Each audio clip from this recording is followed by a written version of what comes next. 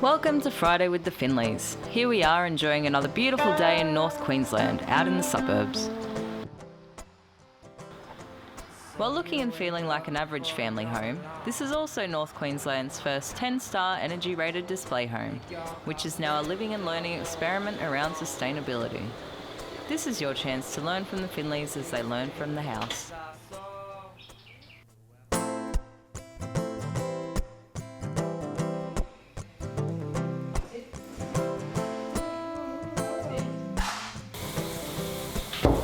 Hurry up, you don't know how hard it is to get that water. Wait, what are you talking about?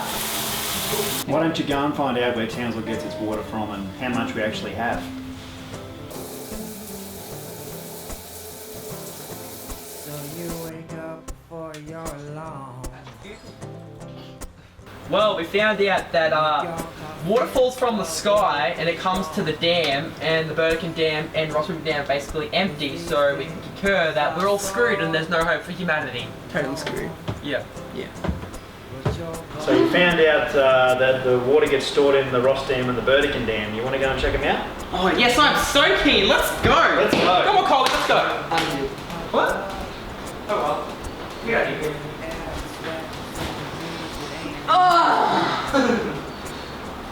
And it takes a tough man to make the bread and butter. It's a hard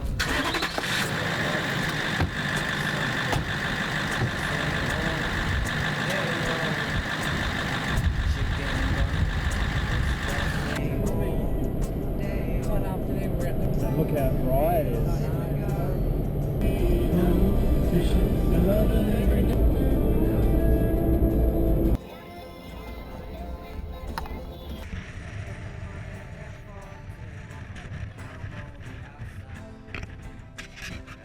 So we've seen the dam and everything, but we still don't understand what's happening. We still don't understand the full picture. How about I get you an expert to speak to?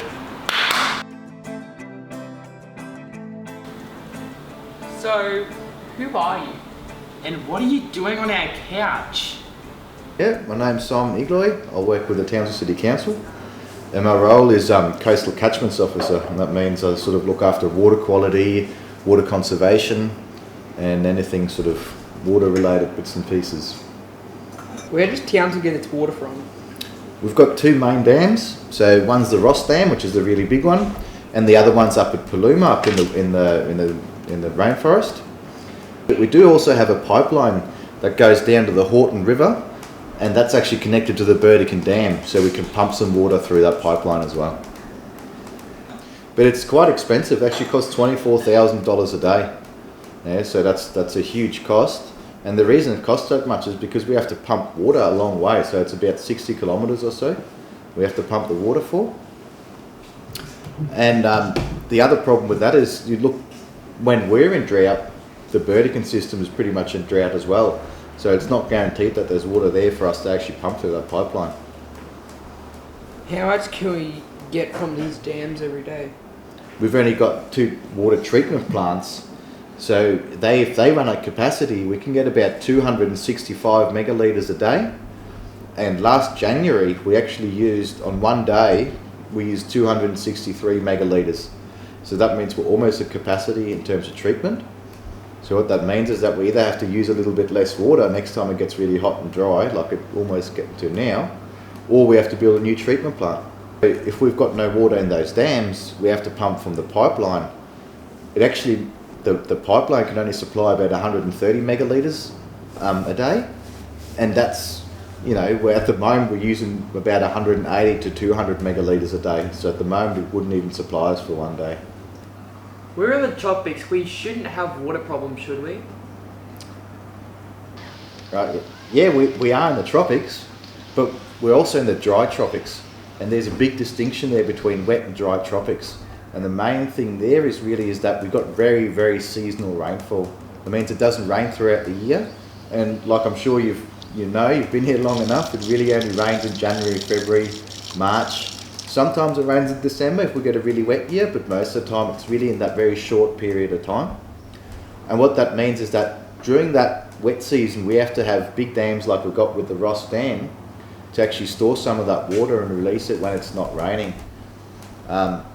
So just because we're in the tropics, you have to really realise that we're in the dry tropics, and it's quite a unique area. Only 50 kilometres north, the wet tropics start, and pretty much sort of 60 kilometres to the south, it's a lot wetter than here as well. So Townsville is a really dry sort of area. Dry tropics. It's almost like a cement-num. Yes. Like a lantern. I totally agree. That face though, it's just like... Dad, after talking to Simon, we found out how much water every house in Townsville uses. And guess what? We can all have long showers if we don't have... This is the really exciting bit. We get to do Dad's dumb sustainable facts. This is stupid.